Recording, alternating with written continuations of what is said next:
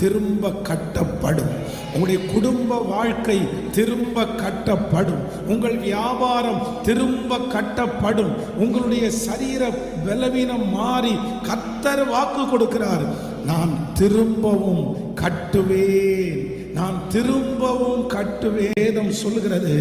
அந்த பாழாய் போனதை கர்த்தர் திரும்ப கட்ட வேண்டும் என்று ஒரு முயற்சியை ஆண்டவர் எடுத்தார்.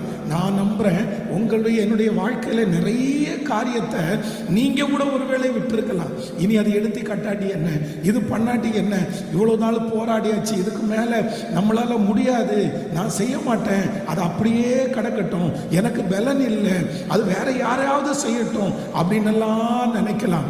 ஆனால் இந்த மாதம் கர்த்தர் தீர்க்க தரிசனமாய் வாக்கு கொடுக்கிறாய், பாழானதை கர்த்தர் திரும்ப கட்டுவேன் என்று கர்த்தர் வாக்கு